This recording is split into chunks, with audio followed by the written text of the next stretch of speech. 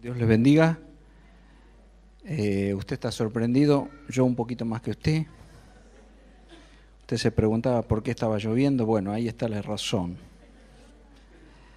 Agradezco al Señor por esta oportunidad y a Héctor también por la confianza. Usted sabe que ni siquiera me preguntó de qué iba a hablar, así que considero que es un hombre de fe. Espero que el Señor honre su fe.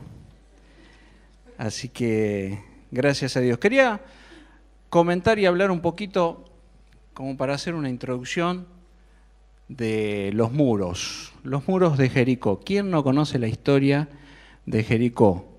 Hoy bien decía Ruth que muchos fuimos criados y se quedaron enseñanzas grabadas en nuestro corazón desde aquellos tiempos, de aquellas épocas, enseñanzas que, wow, en los muros de Jericó, que se abra el mar y cruce la gente en seco, y después que venga el ejército y queden todo bajo agua. Eso es de película. Hoy, si pudieran mejorar las películas que ya vimos de esto, sería tremendo con toda la tecnología, ¿no? Entonces, esas cosas que grabaron en nuestra mente, verdades espirituales, quería reflexionar un poquito de eso. Y una de las cosas que me llamó la atención es la vida de Josué, un hombre al lado de Moisés, un hombre criado y viendo todos esos milagros. Era un hombre que nada le sorprendía de todas las maravillas que Dios había hecho. ¿Por qué? Porque había visto tantas que no sé qué podía ser más espectacular.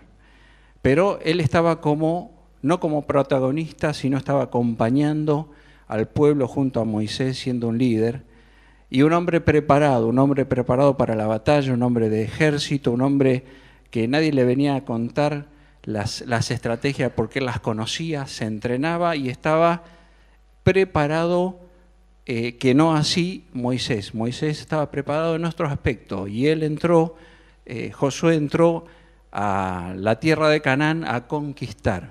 Y uno de los ejércitos y de las ciudades fortificadas era Jericó.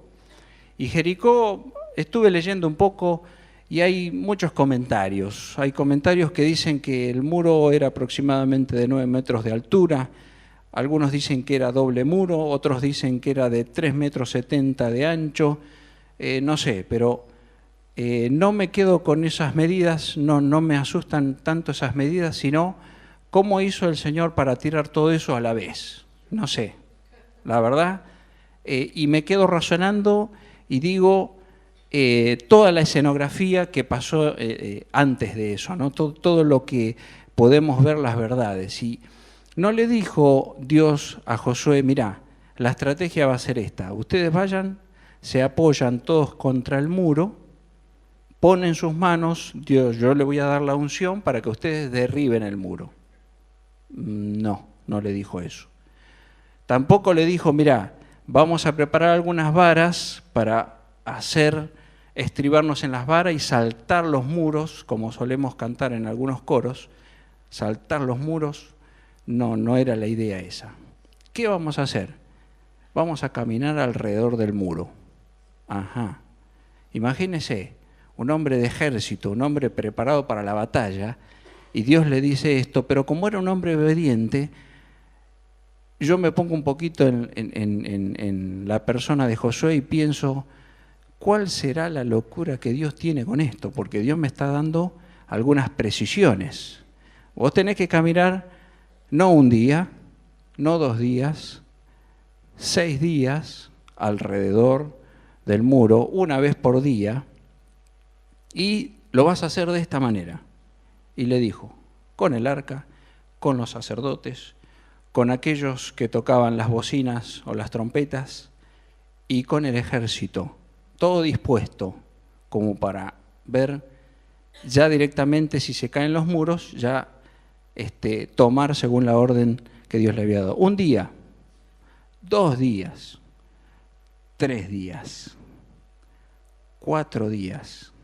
Imagínense, ¿y en qué condiciones? En silencio. ¿Cómo hacemos para intentar hacer callar a la gente en semejante escenario. Todas las preguntas, imagínense. Si Dios no los mandaba, yo pensaba un poquito esto, si Dios no le mandaba que se callen la boca, imagínense los comentarios, las murmuraciones, los razonamientos lógicos, los ilógicos, los soñadores, los que vieron la mano de Dios pensando a ver cómo iba a ser un diálogo de nunca terminar. Solamente los que tocaban instrumentos, aquellas bocinas y aquellos tenían que tocar en forma permanente alrededor del muro. Y lo más importante de todo esto, el arca del Señor, el arca de Dios, que figuraba la misma presencia de Dios, dando vuelta alrededor del muro. Fíjense que, según leemos en la Biblia, dice que ya todo el pueblo de Jericó ya sabían, conocían y empezaron a temer, porque anteriormente a toda esta escena había 2 espías que fueron a la ciudad y estuvieron revisando y mirando y se enteraron de que había 2 espías del pueblo de Dios que habían venido. Entonces ya empezaba el temor a trabajar allí. Ya empezó el Señor a hacer una obra tremenda. Luego, imagínense, desde arriba del muro, mirando a toda esta gente dando vuelta allí. 1 vez, 2 días, 3 días, ¿a dónde quieren llegar esto? ¿Qué quieren hacer? ¿Cómo van a entrar? Pero los del pueblo de Jericó no dejaron las puertas abiertas, las dejaron bien cerraditas, nadie se movía. Y lo espectacular de esto, que muchos sabían que el arca, ojo, está con el arca de Dios, están dando vuelta. Esto va en serio. Esta gente no está improvisando. ¿Por qué con el arca? ¿Por qué de esta manera? ¿Por qué tan ordenados y por qué en silencio? Un montón de preguntas. Hasta que en un momento, el 7º día, bueno, ahí se instalaron 7 vueltas al muro. No 1, 7. Y de repente allá por la 5ª vuelta, vaya a saber, soñemos un poquito, imaginemos, empiezan a haber unos ruidos de rajadura, unos ruidos como si fuera una movida de terremoto. ¿Qué está pasando acá? Algo está pasando. 6ª vuelta y 7ª vuelta. Ni quiero pensar el ruido que habría en ese lugar, porque fue obviamente, si nosotros los miramos, digamos, científicamente, es muy probable que, digamos, era un terremoto realmente, fue un terremoto, se cayó todo. Y se cayó no para afuera, porque si no lo aplastaba al pueblo, se cayó para adentro. ¿Qué pasó? ¿Dinamitaron el muro? No, era la presencia de Dios y la obediencia del pueblo. La obediencia de hacer lo que Dios le dijo de acuerdo al diseño que Él le mostró y le dijo, así lo tenés que hacer. Y cerrá la boca, cállate, ¿no entendés? No importa. ¿Vos qué pensás? ¿Vos qué opinás? No me interesa tu opinión, vos hacés así. Vos querés la batalla, pero yo soy guerrero, Señor, yo sé matar gente. Yo sé conquistar de esta manera, con mi ejército de esta forma. El Señor le dijo, no, esto va a ser así. Y luego ellos vieron el milagro frente a sus ojos nuevamente. Entonces Josué, sorprendido más toda esa gente, y claro, imagínense, ahora sí, vamos por más, vamos a conquistar. Una alegría, un gozo, un impulso anímico que daba para seguir conquistando. Ahora que tengo la atención de todos ustedes con este muro, no voy a hablar de ese muro.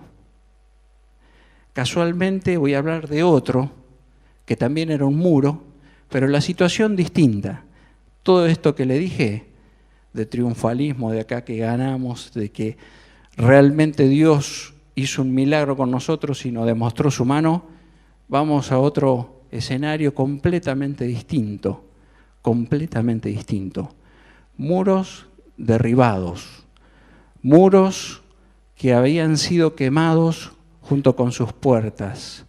Todo el pueblo fue cautivo, el mismo pueblo que había visto ese milagro de Dios caerse los muros, ahora estaba padeciendo cautivo en Babilonia los que pudieron llegar a ser libres o a poder escaparse de esa toma, se dispersaron por todos lados, y la mayoría de ellos pasaron muchos años, pasó mucho tiempo, y muchos de esos que estaban dispersos por todos lados volvieron cuando vieron que ya todo estaba desierto, pero era un caos total.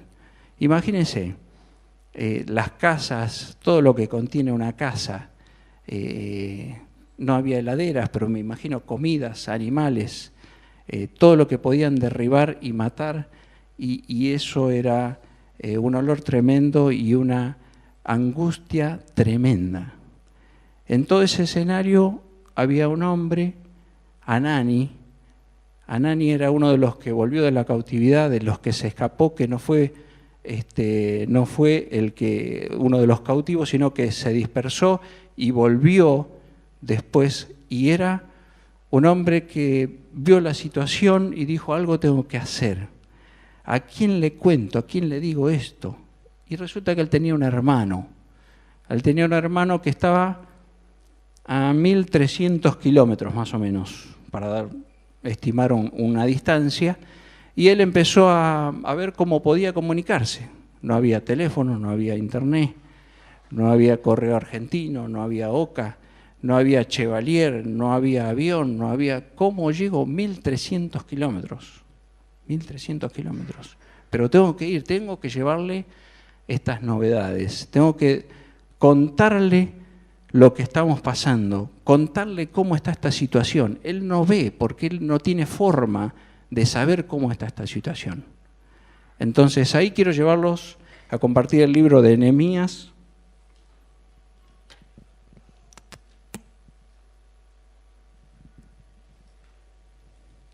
El libro de Nehemías, vamos a leer algunos cuantos versículos para llegar a la verdad que quisiera resaltar. Primero tenemos que presentar el panorama para más o menos entender de qué estamos hablando. Entonces, Nehemías, el capítulo 1.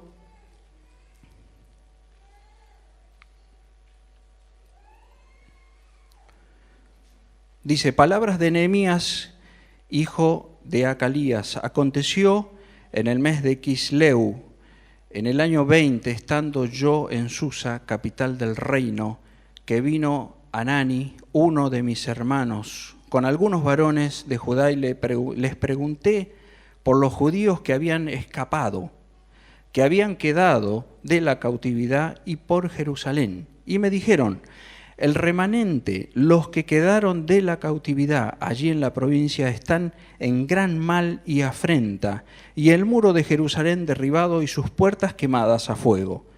Cuando oí estas palabras, me senté y lloré, e hice duelo por algunos días, y ayuné y oré delante de Dios de los cielos. Y dije: te ruego, oh Jehová Dios de los cielos, fuerte, grande y temible, que guarda el pacto y la misericordia a los que le aman y guardan sus mandamientos, esté ahora atento tu oído y abiertos tus ojos, para oír la oración que tu siervo, de tu siervo, que hago ahora delante de ti, día y noche, por los hijos de Israel, tus siervos, y confieso los pecados de los hijos de Israel que hemos cometido contra ti. Sí, yo y la casa de mi padre hemos pecado.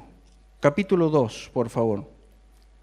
También del versículo 1. Sucedió en el mes de Nisán, en el año 20 del rey Artajerjes, que estando ya el vino delante de él, tomé el vino y lo serví al rey, y como yo no había estado antes triste en su presencia, me dijo el rey: ¿por qué está triste tu rostro?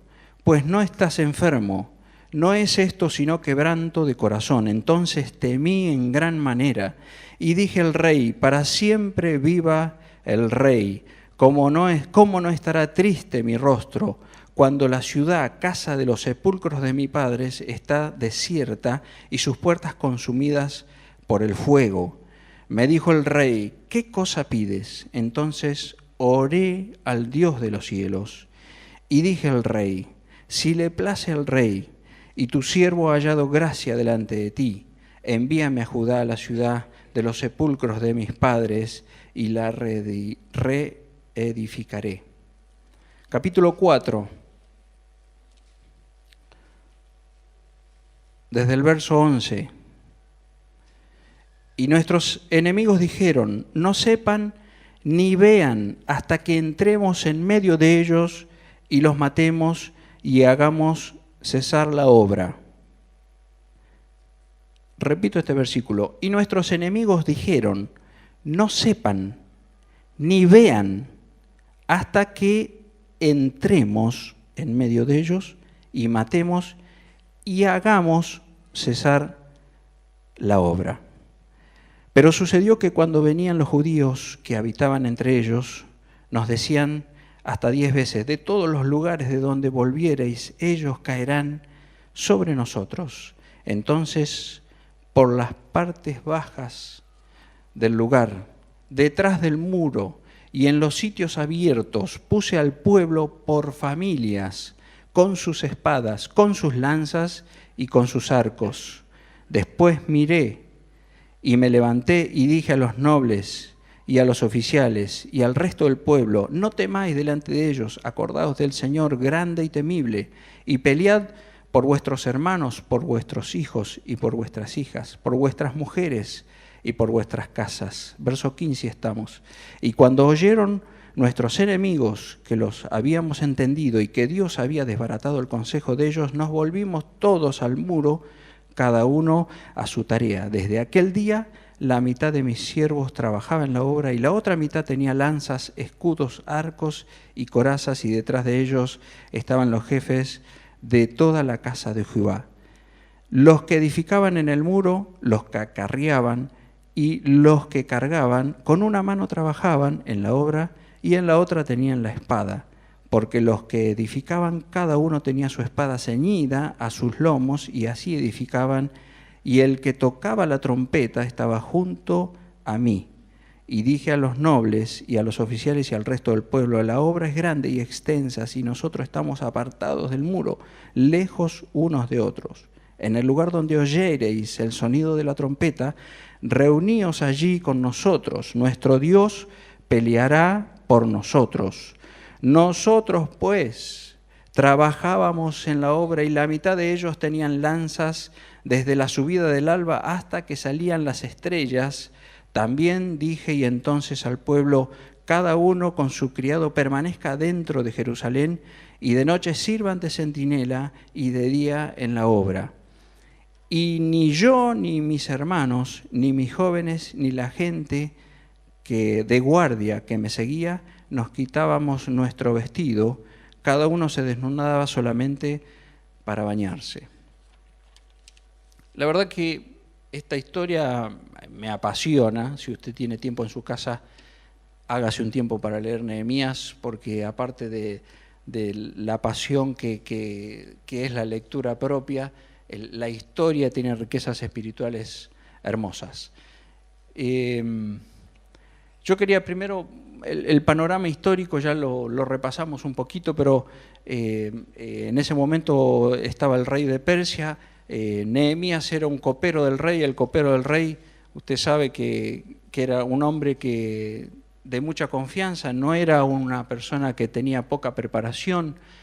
Si estaba como copero del rey, imagino que también sabría unos cuantos idiomas, sabía de la cultura del pueblo babilónico y de todo esto para estar a la altura de las circunstancias. Y yo creo que era la persona de mayor confianza, porque él levantaba la copa así y no preguntaba qué era lo que iba a tomar. Él quería vino y le ponían vino y él tomaba. Yo calculo que de los mejores. Y si necesitaba agua, agua. Pero vaya a saber, necesitaba tener confianza de lo que tomaba o lo que comía, estaba ya controlado. Imagínense si dudaba de Nehemías. Nehemías, bueno, él y su familia, primero iba a morir él, no le convenía, porque si probaba y había algo, él es el primero que perdía. Con lo cual, era un hombre de suma confianza del rey. No sé cómo llegó allí, pero Dios lo puso allí y después vamos a saber todo el motivo, ¿no? Como primera medida, él identificó la situación. Él vio que le trajeron todo el informe de cómo estaba la situación y le dijeron, realmente esto es triste. Vos tenés que ver lo mal que estamos. Estamos viviendo en las casas, en algunas que quedaron después de los incendios que hubo y realmente no se puede vivir ahí. Y encima no podemos tener nada porque estamos sin muros. O sea que estamos constantemente siendo atacados. No podemos comprar, ni tener, ni poseer nada porque, como era costumbre de ese tiempo, venían y se robaban todo, se llevaban. No es nada nuevo, hermanos. Ya es de aquellos años también. Así que si usted no tenía muro en su casa, seguro que acá nadie vive sin muro. Usted sabe que yo en mi casa hice un muro de 2,60 m, más o menos. Tengo un vecino que no hace mucho, se le metieron, tiene 2 terrenos, entonces se le metió una familia y alcanzaron a llamar a la policía y bueno, salió a tiempo. Pero lo primero que hizo, a la semana, tiró todo el tejidito con la libustrina que tenía allí, puso un semejante muro con algunos pinches allá arriba y cambió toda la reja, hizo 2,70 m o 80, no sé, una cosa tremenda, para protegerse, simplemente para eso.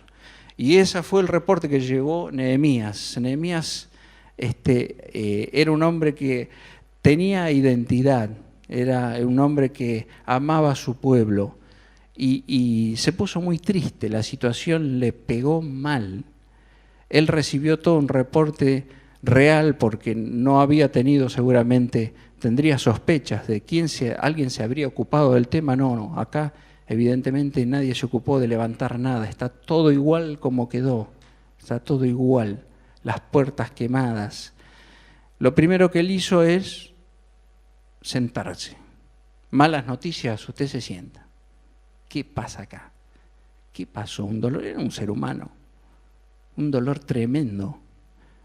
Toda mi familia perdí, no tenemos nación, no podemos tener identidad, nos sacaron todo, estamos como esclavos. Y la situación, él lo primero que hizo, oró al Señor y reconoció. Primer paso, reconocer la situación. Señor, ¿por qué me pasó esto? ¿Por qué nos pasó esto? Él dijo, yo y la casa de mis padres. Él no dijo, y mis abuelos se equivocaron, mis padres se equivocaron, pero yo no tenía nada que ver. Yo vine al mundo, y bueno, pero no, él reconoció la herencia, se identificó con sus antepasados, con su familia, y no mofó de su familia del mal que había hecho, sino reconoció. Hizo una oración generacional, miró para atrás y dijo, vamos a arrancar por el principio, vamos a empezar por el principio. Esta es la situación, vamos a pedir perdón al Señor. Y es lo primero que hizo, pidió perdón al Señor. Se humilló, reconoció, y no por pocos días. Estuve leyendo un poquito y algo así como 4 meses estuvo analizando la situación, llorando, ayunando y preparando una estrategia, pensando, Señor, algo tengo que hacer, ¿cómo voy a hacer? ¿Y a quién le voy a decir? Y si voy y le digo al rey, y si me dice que no, y si por ahí en una de esas me termina por el pedido me termina sacando de acá y me liquida a mí de este puesto, me saca y vaya a saber si será tuyo, Señor, esto que estás poniendo en mi corazón, esta necesidad de ir a recuperar los muros, a reconstruirlos nuevamente. Era todo lo que pasaría por la mente de Nehemías. Pero era un profundo sentimiento, un llamado muy genuino, y él se mantuvo en silencio, hasta que no lo pudo evitar más, su rostro, la tristeza y la agonía que tenía encima. El rey se dio cuenta. ¿Qué te pasa? No, señor, no me pasa nada, no, está todo bien. No, pero tu rostro no dice lo mismo. No, rey, no, quédese tranquilo. No, algo pasa. ¿Qué pasa? No, pero... imagino yo, era el rey. Contarle al rey lo que le estaba pasando era un tema de la historia del pueblo de Dios. Era contarles, no sé si políticamente, seguramente, como rey de Babilonia, a los judíos no les simpatizaría mucho. Entonces, imagino que todo lo que él pensaba era, ¿le digo o no le digo? ¿Le cuento o no le cuento? Y el rey insistía. Bueno, ¿cómo voy a estar, Señor? ¿Cómo voy a estar contento, alegre al lado tuyo si mi pueblo está con los muros, con las puertas quemadas, está sufriendo oprobio y yo acá no puedo hacer nada? No puedo hacer nada desde acá.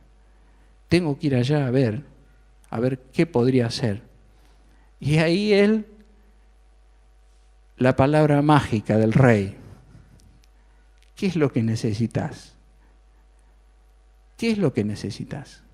¿Cómo Dios respondió a la oración? Esto no fue improvisado, esto no fue un plan así como se le ocurrió y lo elaboró sin ningún tipo de cuidado. Él se fijó exactamente qué es lo que necesitaba y le pasó el parte al rey. Le dijo: rey, yo necesito madera, necesito cartas. ¿Para qué cartas? Para cruzar todos los territorios con todo el material que el rey de sus propios bosques le proveyó. Madera para las puertas, dinero, guardia real para que lo acompañara, para que le guardara en el camino. Imagínense si en Jerusalén todos los enemigos que estaban alrededor todo el tiempo estaban encima quitándole cosas y sacando y no dejándolo prosperar. Imagínense trasladarse desde 1300 kilómetros hasta el pueblo de Jerusalén con semejante cantidad de material para construir ¿qué? El pueblo de Jerusalén, reconstruir los muros de Jerusalén. No lo vamos a dejar pasar. Los enemigos, no, esta madera es madera real, es madera buena, vamos a aprovecharla para renovar nuestros portones en nuestras ciudades. Vaya a saber las cosas que pensaban. Sin embargo, el rey, como sabía todo eso, y Nehemías también sabía, le pidió: Señor, necesito cartas para trasladarme y me den paso para yo poder llegar hasta destino. Necesito a alguien que me cuide. ¿Cómo voy a ir? Entonces, no era cualquier carta. Cuando él veían la firma del rey, que era de parte del rey que estaba llevando ese material, los enemigos se tenían que... porque llevaba una guardia real y era todo en forma legal, como quien diría. Entonces la mano de Dios estuvo con Nehemías, la mano de Dios lo acompañó y la mano de Dios miró todo el tiempo, supervisó esa gran peregrinación hasta que llegó a su destino. Y allí cuando llegó a su lugar, en ese lugar recorrió. Si usted mira la escritura, usted se va a dar cuenta que no fue en plena luz del día. Él lo primero que hizo es ir con poca gente a verificar a ver si todo lo que le habían dicho era verdad. Recorrer todos los lugares, recorrer las puertas, recorrer los muros. Ni el caballo, dice, podía entrar porque iba con su cabalgadura y dicen que no podía moverse con el caballo de las dificultades que tenían y se tuvo que bajar del caballo y andar a pie. Imagínense un poquito, olor, en fin, fuego, lo que deja el resto de un incendio, ustedes saben, todo se descompone. No le quiero mencionar algunos bicheríos que andarían por ahí, pero me imagino que sobrarían. Era un caos. Y él frente a esa situación fue de noche. No quería ni que lo vean, porque primero para que crean el reporte que la gente le mandó, que sus hermanos le dieron, y para que él vea la situación realmente cómo estaba. Él entonces no solamente oró al Señor, no solamente pidió perdón, sino que también se fue hasta el lugar y vio el mal y el daño que había causado toda esa tragedia. Y no se quedó quietito, él tenía un plan, él tenía un plan.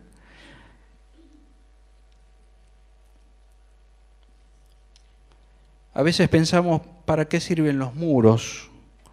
Y hay una cantidad de muros que hacemos constantemente, ¿no? Mi hijo Matías está terminando este año el 6º año de industrial.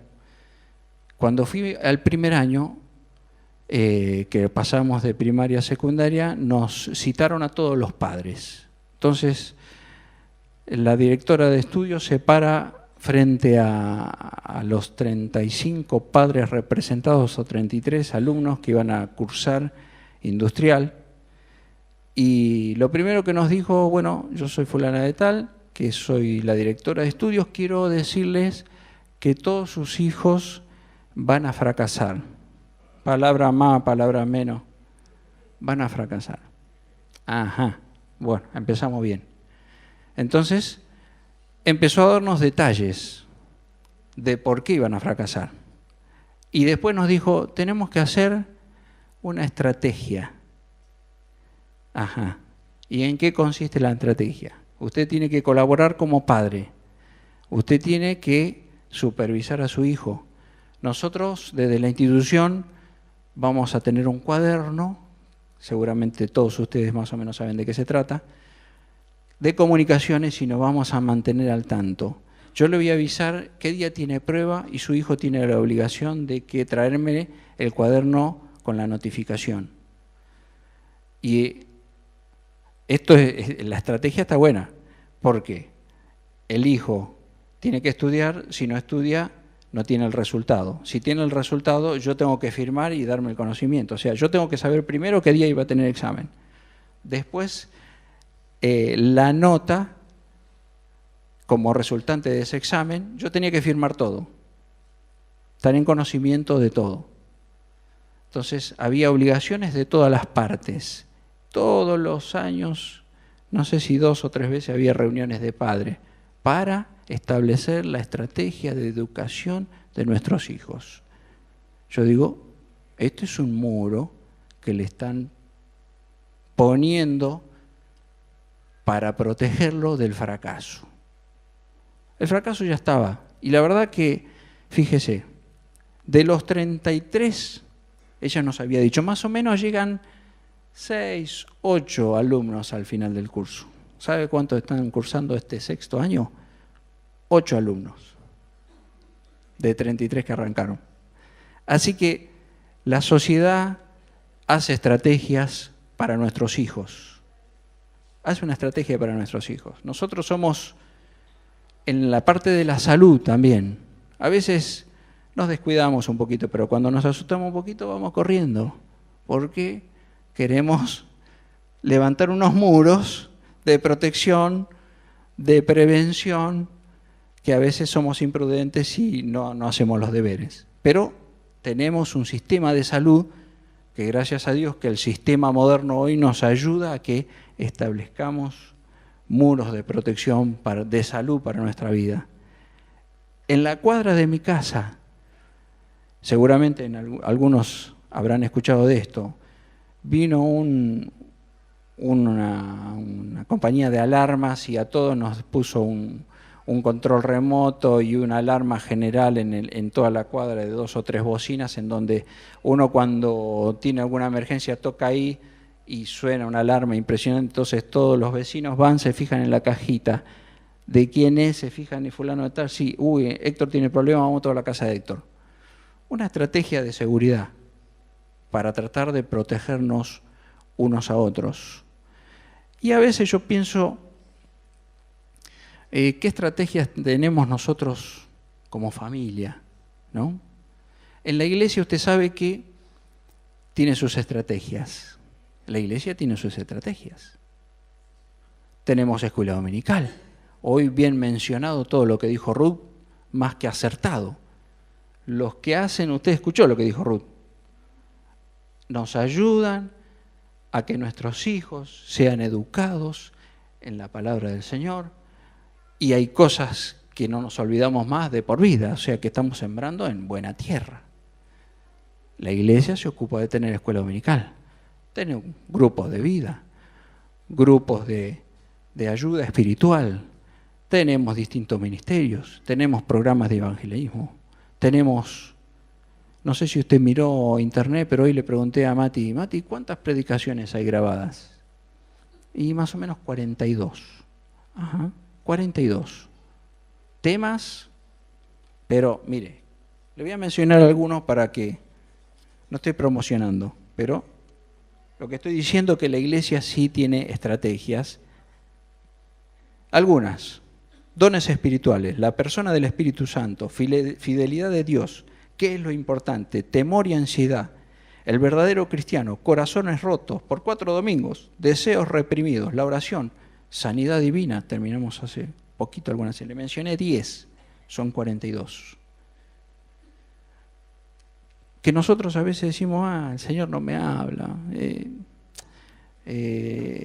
desmerecemos por ahí ciertas cosas sin acordarnos de que el Señor se ocupa de nosotros. Y la iglesia es uno de los principales lugares en donde el Señor se ocupa de levantar muros de protección para nosotros.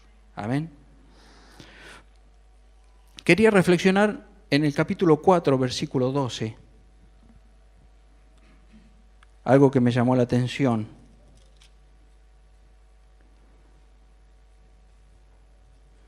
Pero sucedió que cuando venían los judíos que habitaban entre ellos, nos decían hasta 10 veces, de todos los lugares de donde volviereis, ellos caerán sobre vosotros. Entonces, por las partes bajas del lugar, detrás del muro y de los sitios abiertos, puse al pueblo por familias, con sus espadas, con sus lanzas y con sus arcos.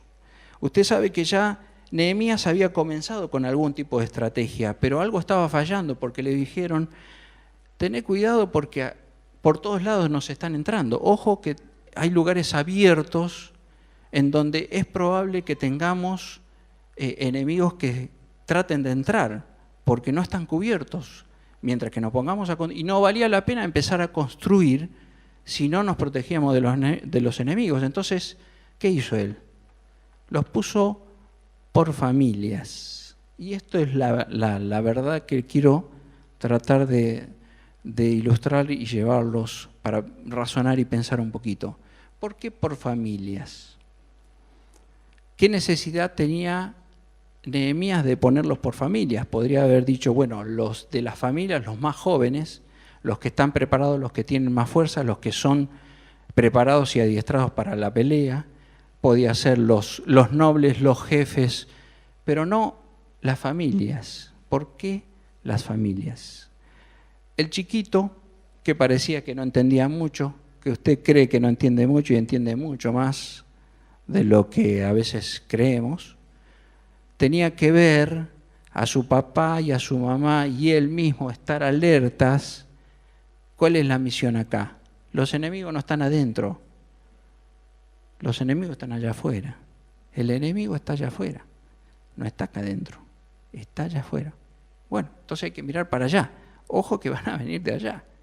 Pero el muro era muy grande, entonces una familia en cada sector donde era necesario, todas las familias estuvieron separadas, pero todas con el mismo objetivo, mirando para afuera, cuidado con el enemigo que va a entrar, cuidado con el enemigo que en cualquier momento nos puede atacar. Y eso es una de las cosas que nosotros a veces creemos que, bueno, las instituciones o los colegios cuidan a mis hijos. La salud se ocupa mi obra social. De la instrucción espiritual se ocupa la iglesia. De mi familia, ¿quiénes nos ocupamos? Y no hablo de ni el padre ni la madre, hablo de todos los integrantes de la familia. Todos los integrantes. Así que si hay chicos acá, que están escuchando y tienen posibilidad de entender, la palabra del Señor es también para ustedes. No le digan, no, mamá se ocupa de eso, papá se ocupa de eso, y nosotros como chiquitos no hacemos nada. Usted sabe que yo cuando era chico, mi mamá, una de las cosas que nos enseñaban era que la escuela dominical. Hay que ir a la escuela dominical. Y yo era uno de estos, antes no había internet, no había nada de eso, entonces había muy pocas cosas. Bolita, jugar a la pelota y poliladron, para algunos más viejos.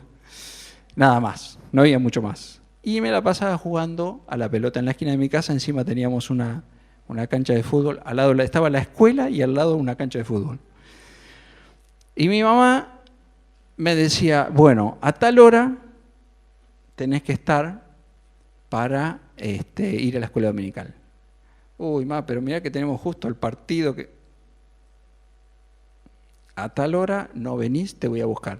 No, pero mirá que este es un partido distinto porque a tal hora tenés que estar porque tenés que bañarte, tenemos que prepararnos, ir a la escuela dominical.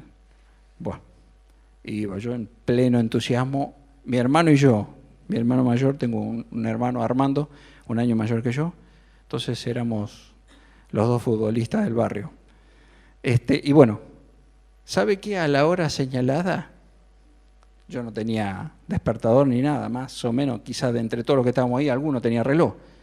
Se aparecía doña Carmen, che, tu mamá, viene tu mamá, viene tu mamá. Y la mamá de Héctor y Armando, viene, che, está tu mamá. Ya sabíamos que era la hora. Usted sabe que ella nos enseñó lo que era importante.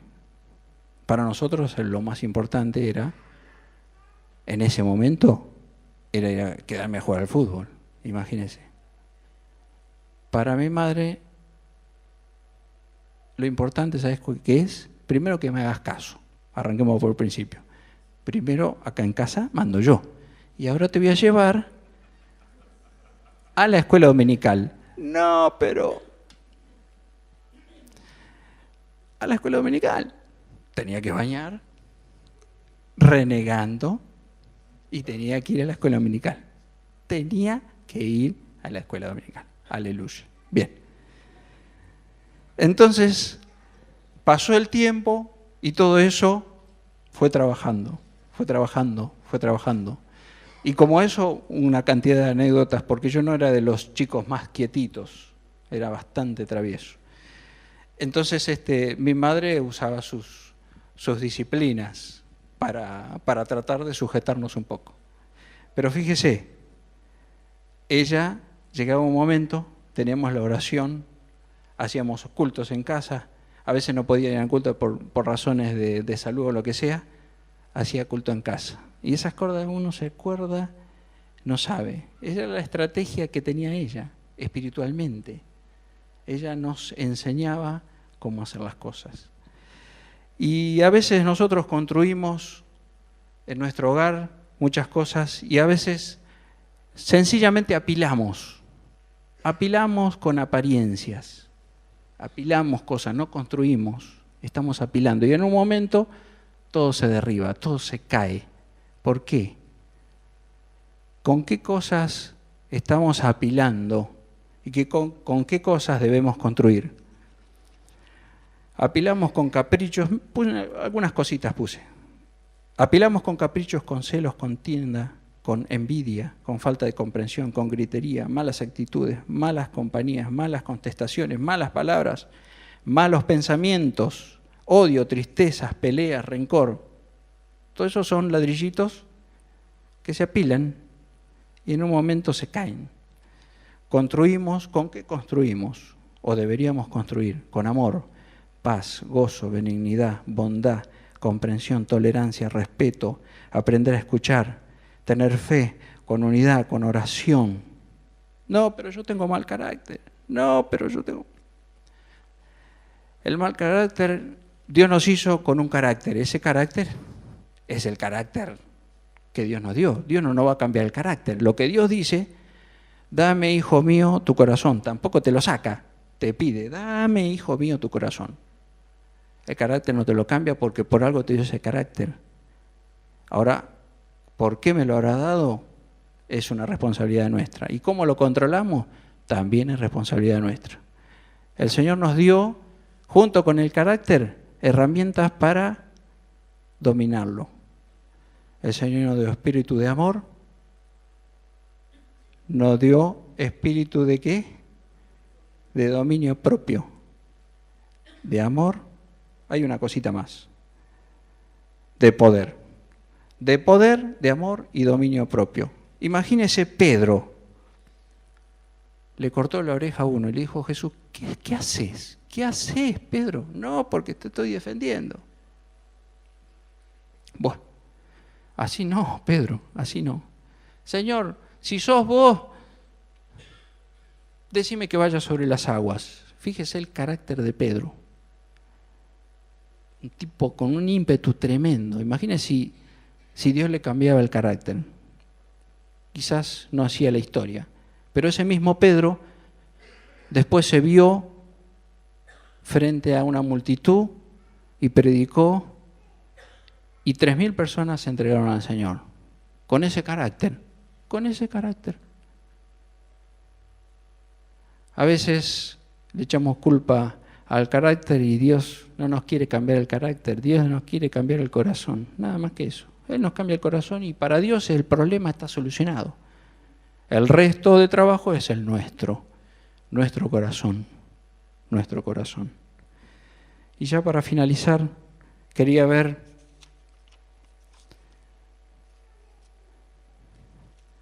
el enemigo tiene una estrategia para destruirnos. En Nehemías 4:11, quisiera poner en la pantalla, Mati, por favor. Nehemías 4:11 dice, y nuestros enemigos dijeron, no sepan ni vean hasta que entremos en medio de ellos y los matemos y hagamos cesar la obra. 5 cositas. Que no sepan, ni vean hasta que entremos en medio de ellos y matemos y hagamos cesar la obra. A veces usted escucha comentarios, no sé cómo pasó esto en mi familia. No sé cómo. Mirá lo que dice acá. Que el enemigo, vos no te enteres, vos no tenés que saber que el tipo entra. No lo tenés que ver. Hasta que entremos entre ellos. Y los matemos y hagamos cesar la obra. No es que el diablo viene a su portón y lo llama y le dice, vengo a asustarte, vengo a destruir tu hogar, sino que por otras artimañas nosotros los dejamos entrar. Quiere decir que alguien está en alerta para que el enemigo diga que no te vean, traten de que no nos vean. Ahora, cuando Nehemías puso a todo el pueblo mirando, era casi imposible que no vean. Y si querían entrar, ya estaba todo planificado para que no entren. Pero nosotros a veces le damos lugar, en nuestros propios hogares le damos lugar. Pero Dios preparó también otra estrategia. Para tu familia Dios nos da la estrategia. En Nehemías 4, verso 9, dice, entonces oramos a nuestro Dios y por causa de ellos pusimos guarda contra ellos de día y de noche. Y en el verso 14 del mismo capítulo, después miré y me levanté y dije a los nobles y a los oficiales y al resto del pueblo, no temáis delante de ellos, acordaos del Señor grande y temible y pelead por vuestros hermanos, por vuestros hijos y por vuestras hijas, por vuestras mujeres y por vuestras casas. El Señor nos da una estrategia, velar y orar en todo tiempo. Por eso Nehemías puso una familia allí que tenía que estar 24 horas. Tenía que estar todo el tiempo velando y orando, teniendo armas espirituales. Otra cosa, no tener temor, y si acaso le invade acuérdense del Señor Dios grande y temible. ¿Por qué le decía esto al pueblo de Israel? porque ellos tenían historia, sabían lo que era el Dios de Israel. Acuérdense, ¿qué clase de temor pueden tener ustedes? Acuérdense del Dios grande y temible y pelead por vuestros hermanos, vuestros hijos, vuestras hijas, vuestras mujeres y por vuestras casas. Yo creo que el Señor quizás nos esté hablando algo distinto o algo diferente y algo puntual para nuestra familia, para nuestra parte interna, para los chicos que entienden, para los que son más jóvenes, adolescentes, para los más grandes, para los padres, para los abuelos, y todos estamos involucrados en las familias. Hay momentos donde en la familia pasan cosas y damos lugar sin querer, porque la verdad es que queremos tener la familia en paz lo más posible, pero sin querer lo hacemos. Pero el enemigo, el propósito de él es que no veas, que no te des cuenta, capaz que contestaciones, capaz que actitudes, cosas que realmente hieren y quedan ahí adentro, y el enemigo se metió. El diablo no va a venir haciéndole demasiado espamento para que ustedes se cuenten. Él va a tratar de meterse de alguna manera, y una vez que está adentro, no afuera, él no va a atacar de afuera, él trata de meterse adentro, y después de eso entonces comienza una destrucción. Los invito a inclinar su rostro, por favor.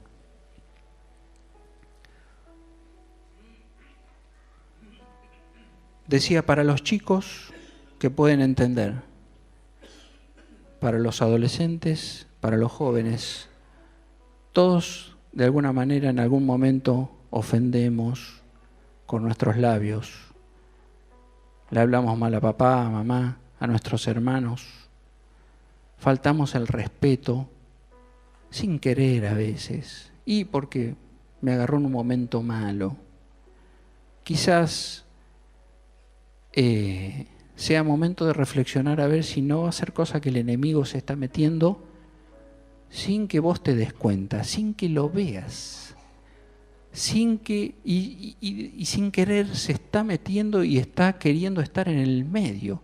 Y una vez que él está en el medio, él quiere hacer una obra. Así como Dios hace obras, el diablo quiere hacer una obra, pero de destrucción. Los enemigos de Nehemías se unieron, no se querían entre ellos, pero se unieron para destruir al pueblo de Israel. Pero el pueblo de Israel se unió para pelear contra el enemigo. Miremos adentro de nuestros hogares, adentro de nuestras familias.